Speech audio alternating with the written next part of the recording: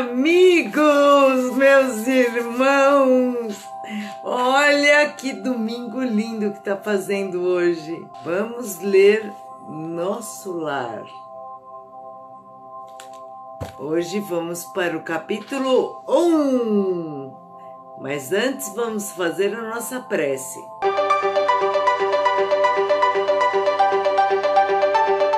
Então, respirem fundo, sentem-se confortavelmente, fechem os olhos físicos, pensem em Jesus. Jesus querido, mentores, obrigada por mais este dia, muito obrigada pelo esse domingo tão lindo que está fazendo hoje.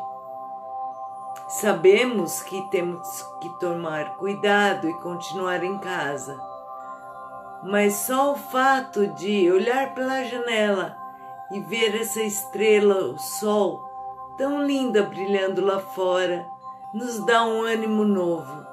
Obrigada, Mestre. Acompanhe-nos na leitura de mais algumas páginas do livro Nosso Lar. Que possam sair daqui vibrações boas e essas vibrações cheguem a todas as pessoas que estão doentes, que estão em hospitais, seus familiares, renovando-lhes a fé, sabendo que esse dia pode ter dor, mas que não estamos sozinhos. O Senhor está sempre conosco. E tudo vai passar. Acompanhe-nos então e que assim seja. Vamos ler o capítulo 1, Zonas Inferiores. Eu guardava a impressão de haver perdido a ideia de tempo. A noção de espaço esvaziara-se-me há muito. Estava convicto de não mais pertencer ao número de encarnados no mundo, e, no entanto, meus pulmões respiravam a longos haustos. Desde quando me tornara joguete de forças irresistíveis? Impossível esclarecer. Sentia-me, na verdade, amargurado duende nas grades escuras de horror. Cabelos eriçados, coração aos saltos, medo terrível senhorando-me. Muita vez gritei como louco, implorei piedade e clamei contra o doloroso desânimo que me subjugava o espírito. Mas quando o silêncio implacável não me absorvia a voz estentórica, lamentos mais comovedores que os meus respondiam-me aos clamores. Outras vezes, gargalhadas sinistras me rasgavam a quietude ambiente. Algum companheiro desconhecido estaria, a meu ver, prisioneiro da loucura. Formas diabólicas, rostos alvares, expressões animalescas surgiam de quando em quando, agravando-me o assombro. A paisagem, quando não totalmente escura, parecia banhada de luz alvacenta, como que amortalhada em neblina espessa, que os raios de sol aquecem de muito longe. E a estranha viagem prosseguia. Com que fim? Quem poderia dizer? Apenas sabia que fugia sempre. O medo me impelia de roldão. Onde o lar, a esposa, os filhos, perdera toda a noção de rumo. O receio do ignoto e o pavor da treva absorviam-me todas as faculdades de raciocínio. Logo que me desprendera dos últimos laços físicos em pleno sepulcro, atormentava-me a consciência. Preferiria a ausência total da razão, o não ser. De início, as lágrimas lavavam-me incessantemente o rosto, e apenas em minutos raros felicitava-me a bênção do sono. Interrompia-se, porém, bruscamente a sensação de alívio. Seres monstruosos acordavam-me, irônicos, Era imprescindível fugir deles. Reconheci agora a esfera diferente a erguer-se da poalha do mundo, e todavia era tarde. Pensamentos angustiosos atritavam-me o cérebro. Mal delineava projetos de solução, incidentes numerosos impediam-me a considerações estonteantes. Em momento algum, o problema religioso surgiu tão profundo aos meus olhos. Os princípios puramente filosóficos, políticos e científicos figuravam-se-me agora extremamente secundários para a vida humana. Significavam, a meu ver, valioso patrimônio nos planos da terra, mas urgia reconhecer que a humildade não se constitui de gerações transitórias, e sim de espíritos eternos, a caminho de gloriosa destinação. Verificava que alguma coisa permanece acima de toda cogitação meramente intelectual. Esse algo é a fé, manifestação divina ao homem. Semelhante análise surgia, contudo, tardiamente. De fato, conhecia as letras do Velho Testamento e muita vez folheara o Evangelho. Entretanto, era forçoso reconhecer que nunca procurara as letras sagradas com a luz do coração. Identificava-as através da crítica de escritores menos afeitos ao sentimento e à consciência, ou em pleno desacordo com as verdades essenciais. Noutras ocasiões, interpretava-as com o sacerdócio organizado, sem sair jamais do círculo de contradições, onde estacionara voluntariamente. Em verdade, não for um criminoso no meu próprio conceito. A filosofia do imediatismo, porém, absorvera-me. A existência terrestre que a morte transformara não fora assimilada de lances diferentes da craveira comum. Filho de pais, talvez excessivamente generosos, conquistara meus títulos universitários sem maior sacrifício. Compartilhara os vícios da mocidade de meu tempo. Organizara o lar, conseguira filhos, perseguira situações estáveis que garantissem a tranquilidade econômica de meu grupo familiar, mas examinando atentamente a mim mesmo, algo me fazia experimentar a noção de tempo perdido, com a silenciosa acusação da consciência. Habitar a terra, gozar-lhe os bens, colher as bênçãos da vida, mas não lhe retribuíra ceitil do débito enorme. Tivera paz cuja generosidade a sacrifícios por mim nunca avaliei. Esposa e filhos que perdera ferozmente nas teias rijas do egoísmo destruidor. Possuíra um lar que fechei a todos os que palmilhavam o deserto da angústia. Deliciara-me com os júbilos da família, esquecendo de estender essa bênção divina à imensa família humana, surdo a comezinhos deveres de fraternidade. Enfim, como a flor estufa não suportar agora o clima das realidades eternas, não desenvolvera os germes divinos que o Senhor da vida colocara em minha alma.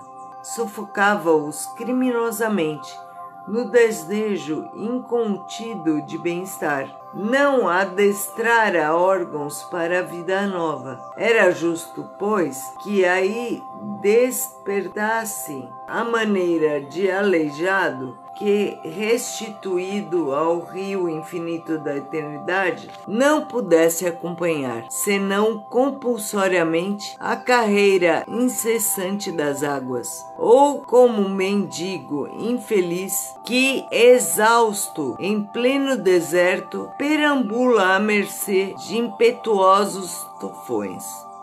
Ó amigos da terra, quantos de vós poderei evitar o caminho da amargura com o preparo dos campos interiores do coração? Acendei vossas luzes antes de atravessar a grande sombra. Buscai a verdade antes que a verdade vos surpreenda. Suai agora para não chorar depois. Agora é o capítulo 2. Clarencio. Suicida! Suicida! Criminoso! Infame! Gritos assim cercavam-me de todos os lados. Onde os sicários de coração empedernido? Por vezes enxergava-os de relance, escorregadios na treva espessa. Quando o meu desespero atingiu o auge, atacava-os, mobilizando extremas energias. Em vão, porém, esmurrava o ar nos paroxismos da cólera. Gargalhadas sarcásticas feriam-me os ouvidos, enquanto os vultos negros desapareciam na sombra. Para quem apelar? Torturava-me a fome, a sede me escaldava. Comezinhos fenômenos da experiência material patenteavam-se-me aos olhos. Crescera-me a barba. A roupa começava a romper-se com os esforços da resistência na região desconhecida. A circunstância mais dolorosa, no entanto, não é o terrível abandono a que me sentia votado, mas o assédio incessante de forças perversas que me assomavam nos caminhos ermos e obscuros. Irritavam-me, aniquilavam-me a possibilidade de concatenar ideias. Desejava ponderar maduramente a situação, esquadrinhar razões e estabelecer novas diretrizes ao pensamento.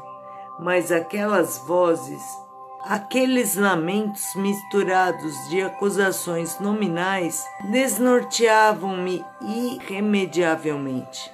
Que buscas, infeliz? Aonde vais, suicida? Tais objurgatórias, incessantemente repetidas, perturbavam-me o coração. Infeliz sim, mas suicida? Nunca. Essas increpações, ao meu ver, não eram procedentes. Eu havia deixado o corpo físico a contragosto.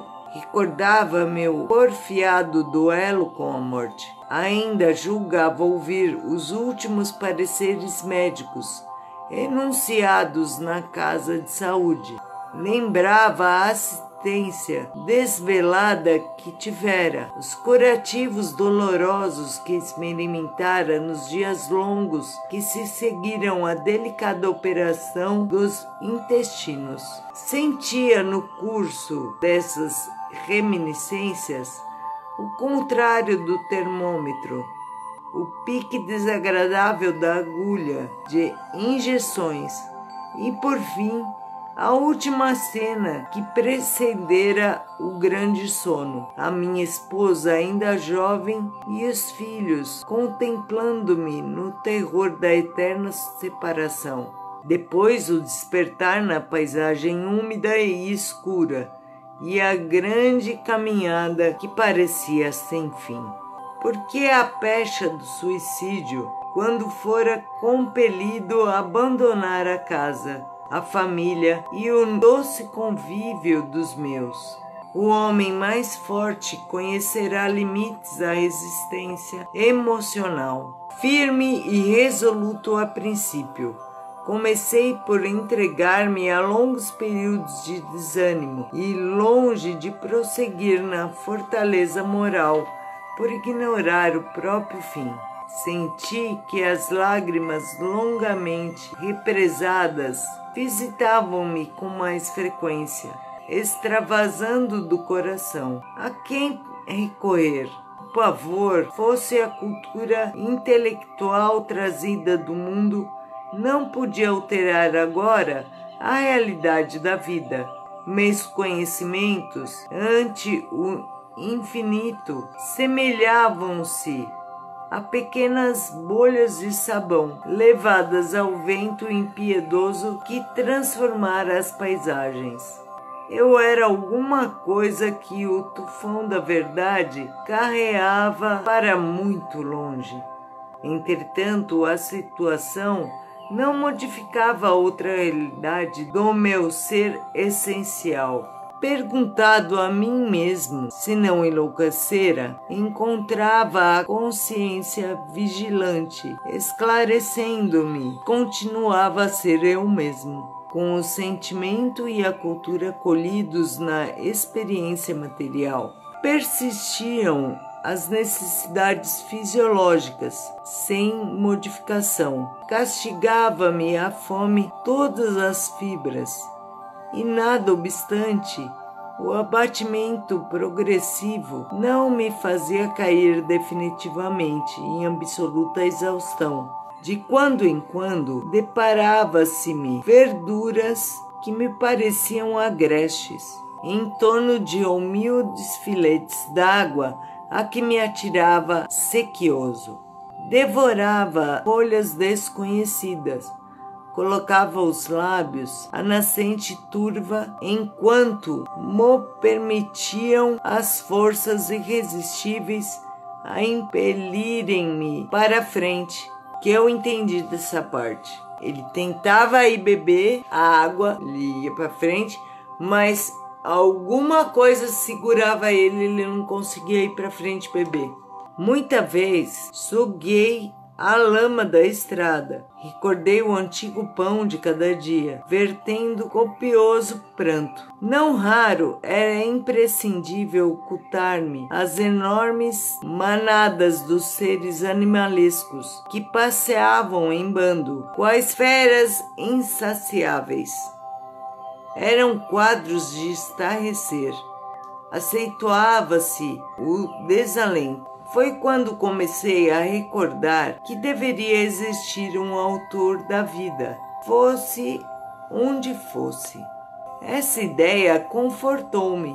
Eu que detestara as religiões, médico extremamente enregado ao negativismo da minha geração, impunha-se-me atitude renovadora. Tornava-se imprescindível confessar a falência do amor próprio, a que me consagrara orgulhoso. E quando as energias me faltavam de todo, quando me senti absolutamente colado ao lodo da terra, sem forças para reerguer-me, pedi ao Supremo Autor da natureza que estendesse mãos paternais em tão amargurosa emergência. Quanto tempo durou a rogativa? Quantas horas consagrei à súplica de mãos postas, imitando a criança aflita?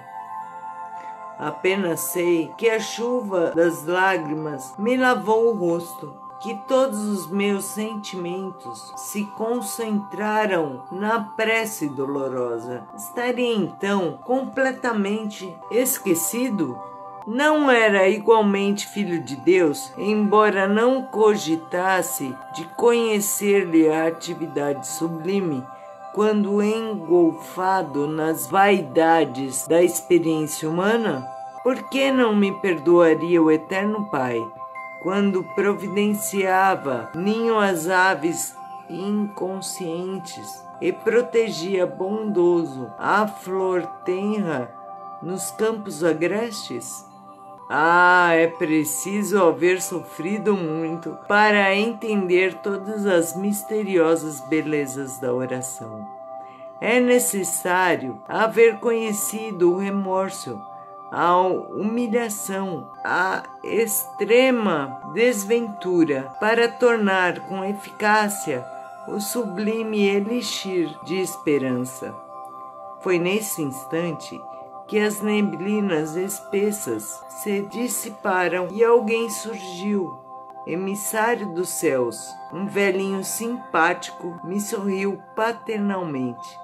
Inclinou-se e fixou nos meus os grandes olhos lúcidos e falou: coragem, meu filho, o Senhor não te desampara.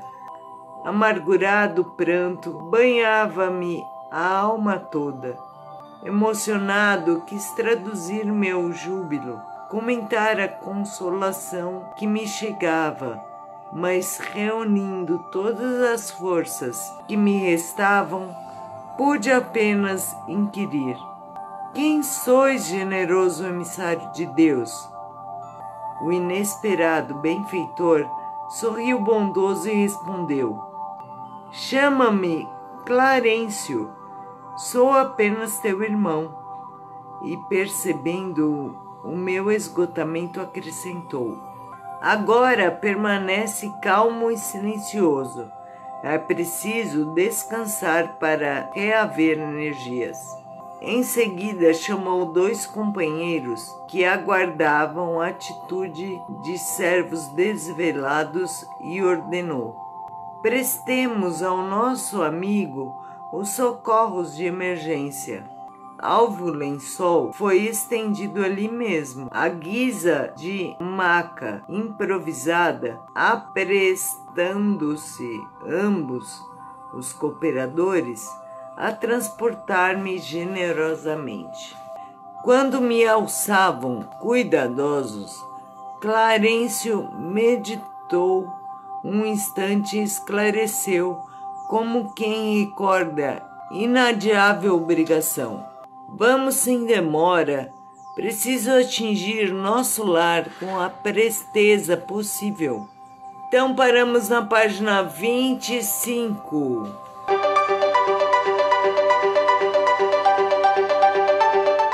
Fechem os olhos físicos, respirem fundo. Jesus querido, mentores, obrigada pela leitura dessas páginas. Que as vibrações que saíram daqui possam ter sido boas e que elas possam ter chegado aos seus destinatários. Muito obrigada por tudo, Jesus. Sabemos que está sempre conosco, que nunca estamos sós. Obrigada por esse domingo maravilhoso. Que assim seja.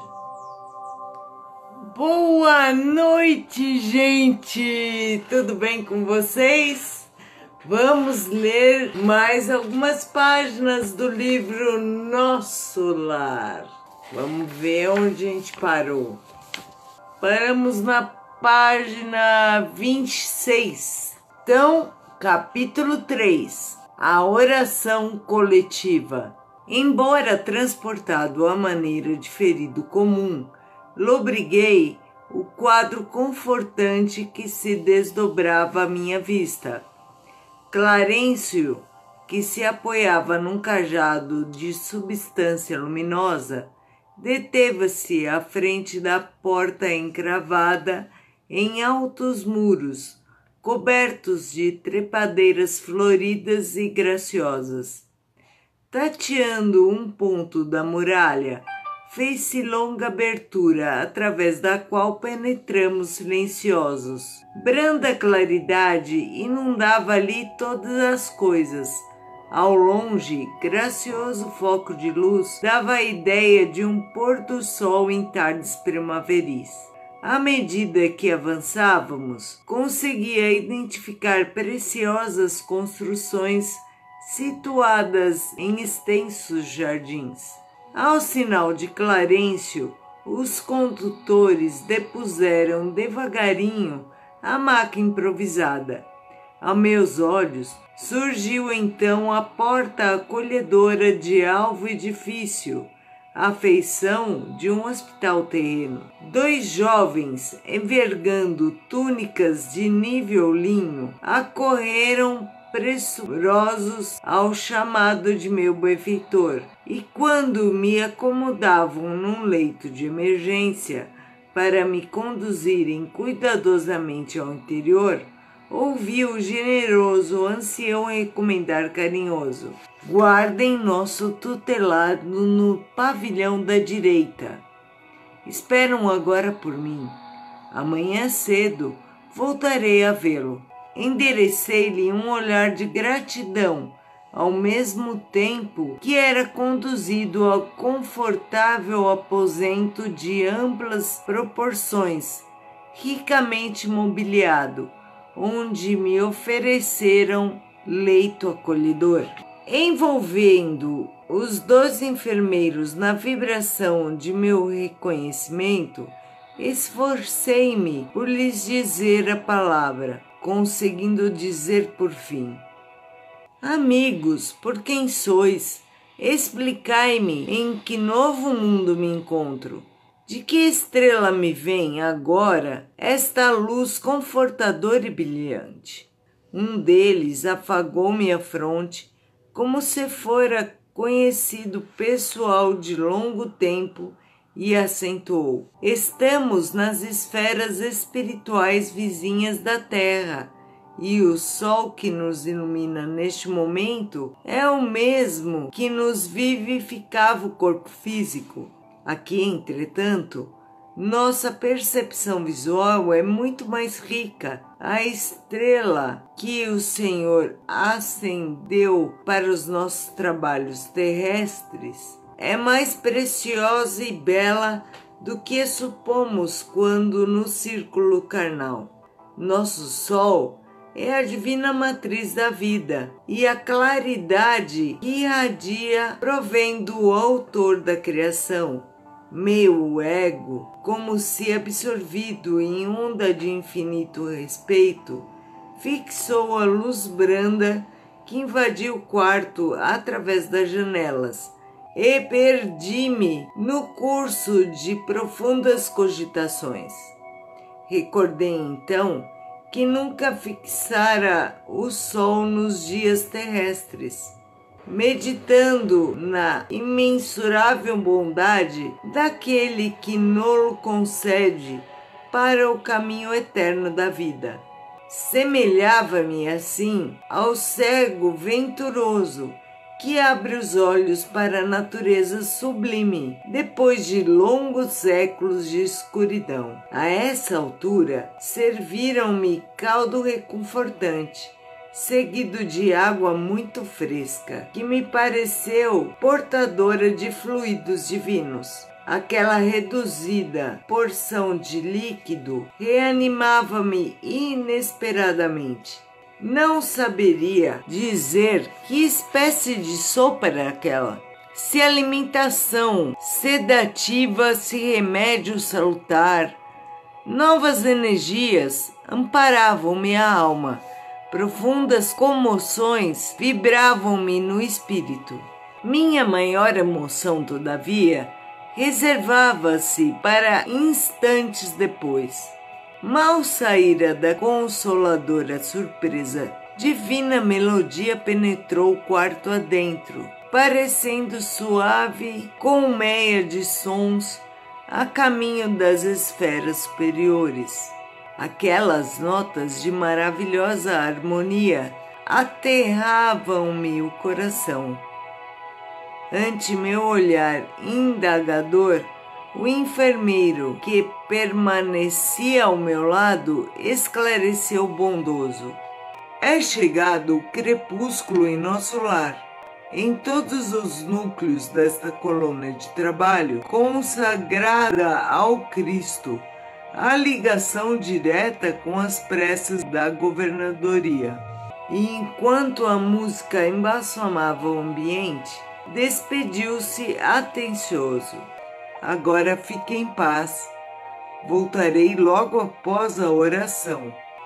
Empolgou-me ansiedade súbita. Não poderei acompanhar-vos? Perguntei suplicante. Está ainda fraco, esclareceu gentil. Todavia, caso sinta-se disposto, aquela melodia renovava-me as energias profundas. Levantei-me, vencendo dificuldades, e agarrei-me ao braço fraternal que se me estendia. Seguindo vacilante, cheguei a enorme salão, onde numerosa assembleia meditava em silêncio, profundamente recolhida. Da abóboda, cheia de claridade brilhante, pendiam delicadas e flóreas guirlandas, que vinham do teto à base, formando radiosos símbolos de espiritualidade superior. Ninguém parecia dar conta da minha presença, ao passo que mal dissimulava eu a surpresa inexcedível. Todos os circunstantes, atentos, pareciam aguardar alguma coisa. Contendo a custo numerosas indagações que me esfervilhavam na mente, notei que ao fundo, em tela gigantesca, desenhava-se prodigioso quadro de luz, quase feérica. Obedecendo a processos adiantados de televisão, surgiu o cenário de templo maravilhoso. Sentado em lugar de destaque, um ancião coroado de luz fixava o alto em atitude de prece, envergando alva túnica de irradiações resplandecentes. Em plano inferior, 72 figuras pareciam acompanhá-lo em respeitoso silêncio.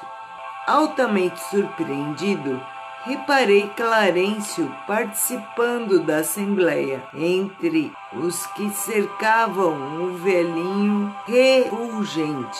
Apertei o braço do enfermeiro amigo e, compreendendo ele que minhas perguntas não se fariam esperar, esclareceu em voz baixa, que mais se assemelhava a um leve sopro. Conserve-se tranquilo. Todas as residências e instituições de nosso lar estão orando com o governador, através da audição e visão à distância. Louvemos o coração invisível do céu. Mal terminara a explicação, as 72 figuras começaram a cantar harmonioso hino, repleto de indefinível beleza. A fisionomia de Clarencio, no círculo dos veneráveis companheiros, figurou-se-me tocada de mais intensa luz. O cântico celeste constituía-se de notas angelicais, de sublimado reconhecimento. Pairavam no recinto misteriosas imagens simbólica formada pelas vibrações mentais dos habitantes da colônia. Coração maravilhosamente azul, com estrias douradas. Cariciosa música.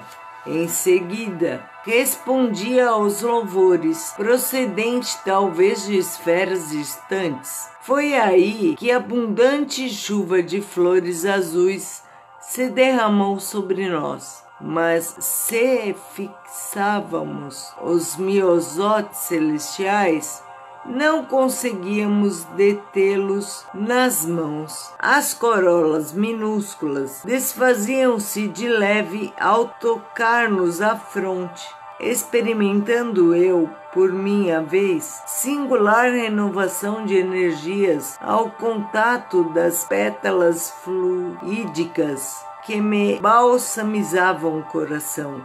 Terminada a sublime oração, regressei ao aposento de enfermo, amparado pelo amigo que me atendia de perto. Entretanto, não era mais o doente grave de horas antes. A primeira prece coletiva em nosso lar operara em mim completa transformação. Conforto inesperado envolvia minha alma. Pela primeira vez, depois de anos consecutivos de sofrimento, o pobre coração saudoso e atormentado, à maneira de cálice muito tempo vazio, enchera-se de novo das gotas generosas do licor da esperança. Você viu que essa partezinha primeira aqui está no livro Cidade no Além. Então, quem acompanhou ouviu falando isso. Como eu li antes do nosso lar o livro Cidade no Além, eu lembro. Então, vamos agora para o capítulo 4, o médico espiritual. No dia imediato, após reparador e profundo repouso, experimentei a bênção radiosa do sol amigo, qual suave mensagem ao coração. Claridade reconfortante atravessava a ampla janela, inundando o recinto de cariciosa luz. Sentia-me outro. Energias novas tocavam-me o íntimo. Tinha a impressão de sorver a alegria da vida a longos haustos. Na alma, apenas um ponto sombrio. A saudade do lar, o apego à família que ficara distante.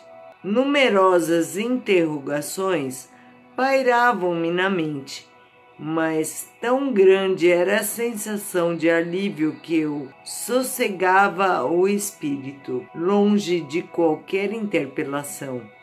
Quis levantar-me, gozar o espetáculo da natureza cheia de brisas e de luz, mas não consegui, e concluí que sem a cooperação magnética do enfermeiro, tornava-se-me impossível deixar o leito.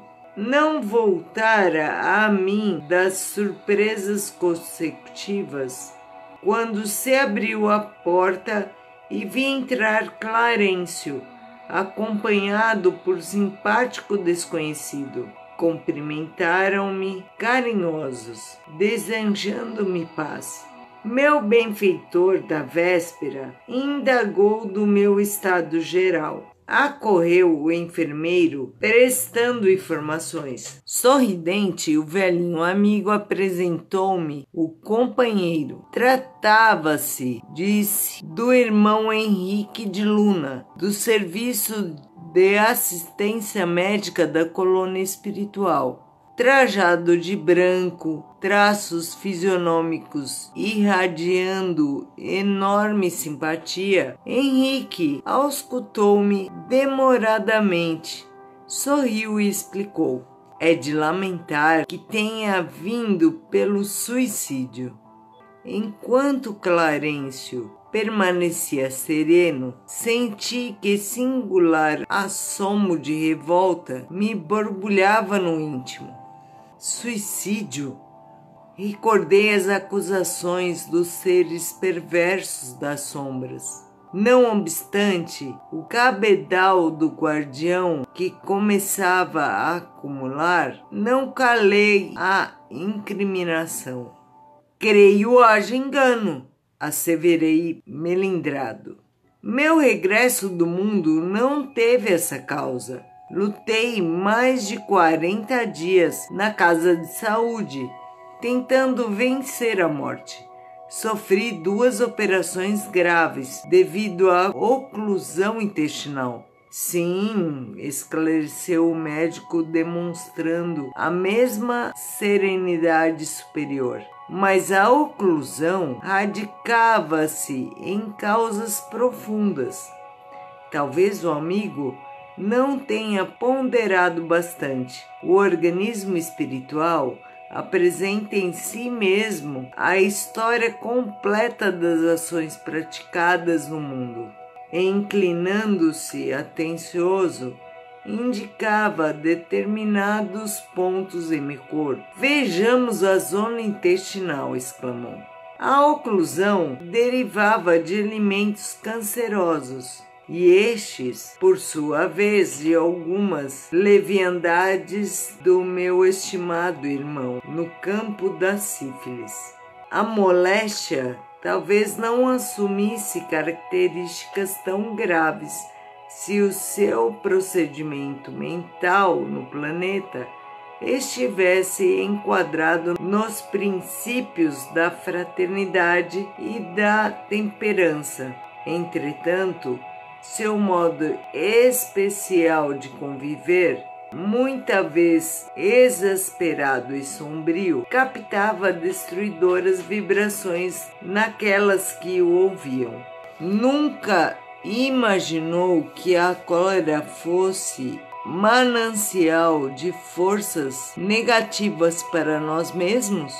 A ausência de autodomínio, a inadvertência no trato com semelhantes, aos quais muitas vezes ofendeu sem refletir, conduziam-no frequentemente à esfera dos seres doentes e inferiores. Tal circunstância agravou de muito o seu estado físico.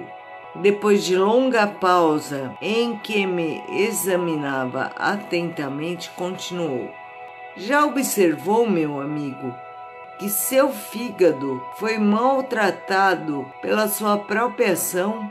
Que os rins foram esquecidos com o terrível menosprezo às dádivas sagradas? Singular desapontamento invadira-me o coração. Parecendo desconhecer a angústia que me oprimia, continuava o médico esclarecendo. Os órgãos do corpo somático possuem incalculáveis reservas, segundo os desígnios do Senhor. O meu amigo, no entanto, iludiu excelentes oportunidades, desperdiçando patrimônios preciosos da experiência física. A longa tarefa que lhe foi confiada pelos maiores da espiritualidade superior foi reduzida a meras tentativas de trabalho que não se consumou. Todo o aparelho gástrico foi destruído à custa de excessos de alimentação e bebidas alcoólicas, aparentemente sem importância. Devorou-lhe a sífilis energias essenciais. Como vê, o suicídio é incontestável. Meditei nos problemas dos caminhos humanos, refletindo nas oportunidades perdidas. Na vida humana, conseguia ajustar numerosas máscaras ao rosto, talhando-as conforme as situações. Aliás, não poderia supor, noutro tempo, que me seriam pedidas contas de episódios simples que costumava considerar como fatos sem maior significação. Conceituar até ali os erros humanos, segundo os preceitos da criminologia. Todo o acontecimento insignificante, estranho aos códigos, entraria na relação dos fenômenos naturais. Paramos na página 34.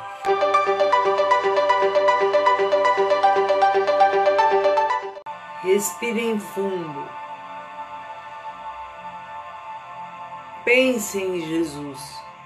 Jesus querido, mentores, obrigada pela leitura que tivemos hoje. Que possam ter saído daqui vibrações boas e essas vibrações possam ser direcionadas para todos os doentes, todas as pessoas que estão em hospitais, seus familiares. Que todos tenham a fé revigorada. Muito obrigada por tudo, Mestre. Que assim seja. Boa Boa noite, gente! Como vocês estão? Vamos ler mais algumas páginas do livro Nosso Lar. Vamos ler então, paramos na página 34. Eu li só o comecinho, tá? Só algumas palavrinhas. 1, 2, 3, 4 palavras. Então vamos continuar. Deparava-se-me, porém, agora, outro sistema de verificação de faltas cometidas. Não me defrontavam tribunais de tortura, nem me surpreendiam abismos infernais. Contudo, benfeitores, sorridentes, comentavam-me fraquezas, como quem cuida de uma criança desorientada, longe das vistas paternas. Aquele interesse espontâneo, no entanto, feria-me a validade de homem. Talvez que, visitado por figuras diabólicas a me torturarem de tridente nas mãos, encontrasse forças para tornar a derrota menos amarga. Todavia, a bondade exuberante de Clarencio, a inflexão de ternura do médico, a calma fraternal do enfermeiro, penetravam-me fundo no espírito. Não me dilacerava o desseio de reação. Doía-me a vergonha e chorei. Rosto entre as mãos, qual menino contrariado e infeliz, pus-me a soluçar com a dor que me parecia irremediável. Não havia como discordar. Henrique de Luna falava com sobejas razões. Por fim, abafando os impulsos vaidosos, reconheci a extensão das minhas leviandades de outros tempos. A falsa noção de dignidade pessoal cedia terreno à justiça. Perante minha visão espiritual, só existia agora uma realidade torturante. Era verdadeiramente um suicida. Perdera um ensejo precioso da experiência humana. Não passava de náufrago a quem se recolhia por caridade. Foi então que o generoso Clarencio, sentando-se no leito ao meu lado, afagou-me paternalmente os cabelos e falou comovido. Oh, meu filho, não te lastimes tanto. Busquei-te, atendendo à intercessão dos que te amam, dos planos mais altos. Tuas lágrimas atingem seus corações. Não desejas ser grato, mantendo-te tranquilo no exame das próprias faltas? Na verdade, tua posição é a de suicida inconsciente. Mas é necessário reconhecer que centenas de criaturas se ausentam diariamente da Terra nas mesmas condições. Acalma-te, pois. Aproveita os tesouros do arrependimento. Guarda a bênção do remorso, embora tardio. Sem esquecer que a aflição não resolve problemas. Confia no Senhor e em nossa dedicação fraterna. Sossega a alma perturbada, porque muitos de nós, outros, já perambulamos igualmente nos teus caminhos. Ante a generosidade que transbordava dessas palavras, mergulhei a cabeça em seu colo paternal e chorei longamente. Capítulo 5. Recebendo assistência. É você o tutelado de Clarencio? A pergunta vinha de um jovem de singular e doce expressão. Grande bolsa pendente na mão, como quem conduzia apetrechos de assistência, endereçava-me ele sorriso acolhedor. Ao meu sinal afirmativo, mostrou-se à vontade e maneiras fraternas acentuou. Sou Lísias, ou Lísias, né? Sou Lísias, meu irmão. Meu diretor, o assistente Henrique de Luna, designou-me para servi-lo, enquanto precisar de tratamento. É enfermeiro? Indaguei. Sou visitador dos serviços de saúde. Nessa qualidade, não só coopero na enfermagem, como também assinalo necessidades de socorro ou providências que se refiram a enfermos recém-chegados. Notando-me a surpresa, explicou: nas minhas condições, há numerosos servidores em nosso lar. O amigo ingressou agora na colônia e, naturalmente, ignora a amplitude dos nossos trabalhos. Para fazer uma ideia, basta lembrar que apenas aqui, na seção em que se encontra, existem mais de 1000 doentes espirituais. E note que este é dos menores edifícios de nosso parque hospitalar.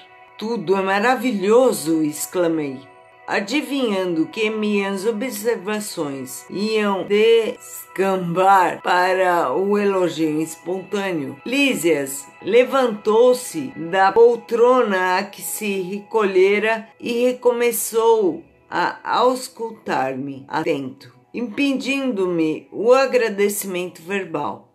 A zona dos seus intestinos apresenta lesões sérias com vestígios muito exatos do câncer. A região do fígado revela dilacerações. A dos rins demonstra características de esgotamento prematuro. Sorrindo bondoso, acrescentou: sabe o irmão o que significa isso? Sim, repliquei. O médico esclareceu ontem, explicando que devo esses distúrbios a mim mesmo. Reconhecendo o acanhamento da confissão reticiosa, acentuou-se a consolar. Na turma de 80 enfermos a que devo assistência diária, 57 se encontram nas suas condições. E talvez ignore que existam por aqui os mutilados. Já pensou nisso? Sabe que o homem imprevidente que gastou os olhos no mal aqui comparece de órbitas vazias? Que o malfeitor interessado em utilizar o dom da locomoção fácil nos atos criminosos experimenta a desolação da paralisia quando não é recolhida absolutamente sem pernas? Que os pobres, obsidiados nas aberrações sexuais, costumam chegar em extrema loucura? Identificando-me a perplexidade natural, prosseguiu: nosso lar não é a estância de espíritos propriamente vitoriosos se conferirmos ao tempo sua razoável concepção. Somos felizes porque temos trabalho e a alegria habita cada recanto da colônia, porque o Senhor não nos retirou o pão abençoado do serviço. Aproveitando a pausa mais longa, exclamei sensibilizado: continue, meu amigo, esclareça-me. Sinto-me aliviado e tranquilo. Não será esta região um departamento celestial dos efeitos? Lísias sorriu e explicou: recordemos o antigo ensinamento que se refere a muitos chamados e poucos escolhidos na terra. E vagueando o olhar no horizonte longínquo, como a fixar experiências de si mesmo no painel das recordações mais íntimas, acentuou: as religiões no planeta convocam as criaturas ao banquete celestial. Em sã consciência, ninguém que se tenha aproximado um dia da noção de Deus, pode alegar ignorância nesse particular. Incontentável é o número dos chamados, meu amigo. Mas onde os que atendem ao chamado? Com raras exceções, a massa humana prefere ascender a outro gênero de convites. Gasta-se a possibilidade nos desvios do bem. Agrava-se o capricho de cada um. Elimina-se o corpo físico a golpes de irreflexão. Resultado: milhares de criaturas retiram-se diariamente da esfera da carne em doloroso estado de incompreensão. Multidões sem conto erram em todas as direções nos círculos imediatos à crosta planetária, constituídas de loucos, doentes e ignorantes. Notando-me a admiração, interrogou: acreditaria porventura que a morte do corpo nos conduziria a planos de milagres? Somos compelidos a trabalho áspero, a serviços pesados, e não basta isso. Se temos débitos no planeta, por mais alto que ascendamos, é imprescindível voltar para retificar, lavando o rosto no suor do mundo, desatando algemas de ódio e substituindo-as por laços sagrados de amor. Não seria justo impor a outrem a tarefa de mandar o campo que semeamos de espinhos com as próprias mãos. Abanando a cabeça, acrescentava: caso dos muitos chamados, meu caro, o Senhor não esquece homem algum. Todavia, raríssimos homens se recordam, acabrunhado com a lembrança nos próprios erros, diante de tão grandes noções de responsabilidade individual, objetei: como fui perverso! Contudo, antes que me alongasse em outras exclamações, o visitador colocou a destra carinhosa em meus lábios, murmurando: cale-se, meditemos no trabalho a fazer. No arrependimento verdadeiro é preciso saber falar para construir de novo. Em seguida, aplicou-me passes magnéticos atenciosamente. Fazendo os curativos na zona intestinal, esclareceu: não observa o tratamento especializado da zona cancerosa? Pois note bem, toda medicina honesta é serviço de amor, atividade de socorro justo, mas o trabalho de cura é peculiar a cada espírito. Meu irmão será tratado carinhosamente, sentir-se-á forte como nos tempos mais belos de sua juventude terrena. Trabalhará muito e, creio, será um dos melhores colaboradores em nosso lar. Entretanto, a causa dos seus males persistirá em si mesmo, até que se desfaça dos germes da perversão da saúde divina, que agregou ao seu corpo sutil pelo descuido moral e pelo desejo de gozar mais que os outros. A carne terrestre, onde abusamos, é também o campo bendito onde conseguimos realizar frutuosos sabores de cura radical, quando permanecemos atentos ao dever justo. Meditei os conceitos, ponderei a bondade divina e, na exaltação da sensibilidade, chorei copiosamente. Lísias, contudo, terminou o tratamento do dia com serenidade e falou: quando as lágrimas não se originam da revolta, sempre constitui remédio depurador. Chore, meu amigo, desabafe o coração e abençoemos aquelas beneméritas organizações misericordiosas que são as células de carne na terra, tão humildes e tão preciosas, tão detestadas e tão sublimes pelo espírito do serviço. Sem elas, que nos oferecem templo à retificação, quantos milênios gastaríamos na ignorância? Assim falando, afagou-me carinhosamente a fronte abatida e despediu-se com um ósculo de amor. Então vamos parando por aqui. Paramos na página 40.